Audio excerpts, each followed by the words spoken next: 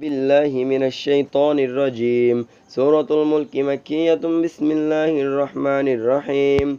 تبارك الذي بيده الملك وهو على كل شيء قدير، الذي خلق الموت والحياة ليبلوكم أيكم أحسن عملا، وهو العزيز الغفور.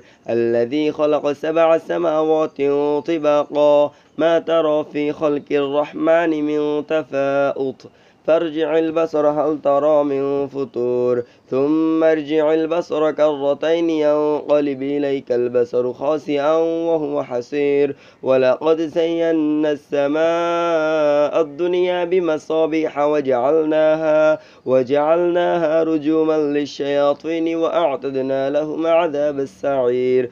وللذين كفروا بربهم عذاب جهنم وبئس المصير. إذا ألقوا فيها سمعوا لها شهيقا وهي تفور، تكاد تميز من الغيظ، كلما ألقي فيها فوج سألهم خزنتها ألم يأتكم نذير، قالوا بلى قد جاءنا نذير فكذبنا وقلنا ما نزل الله من شيء إن أنتم إلا في ضلال كبير. وقالوا لو كنا نسمع أو نعقل ما كنا في أصحاب السعير، فاعترفوا بذنبهم فسحقا لأصحاب السعير. إن الذين يخشون ربهم بالغيب لهم مغفرة وأجر كبير. وأسروا قولكم أو اجهروا به إنه عليم بذات الصدور. ألا يعلم من خلق وهو اللطيف الخبير.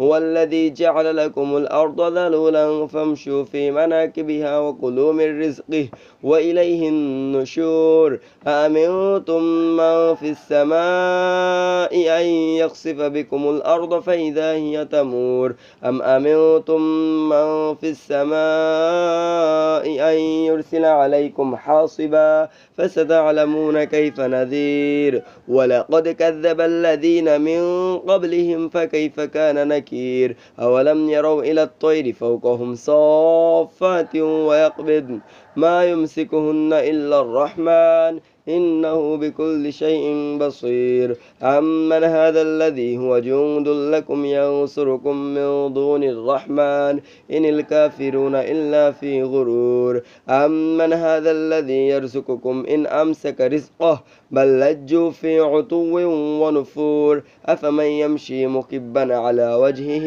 أهدى أم من يمشي سويا على صراط مستقيم. قل هو الذي أنشأكم وجعل لكم السمع والأبصار والأفئدة قليلا ما تشكرون. قل هو الذي ذرأكم في الأرض وإليه تحشرون. ويقولون متى هذا الوعد إن كنتم صادقين. قل إنما العلم عند الله وإنما أنا نذير مبين. فلما رأوه زلفة سيئت وجوه الذين كفروا وقيل هذا الذي كنتم به تدعون. قل أرأيتم إن أهلكني الله ومن معي أو رحمنا فمن يجير الكافرين من عذاب أليم. قل هو الرحمن آمنا به وعليه توكلنا فستعلمون من هو في ضلال مبين. قل أرأيتم إن أصبح ماؤكم غورا فمن يأتيكم بماء معين.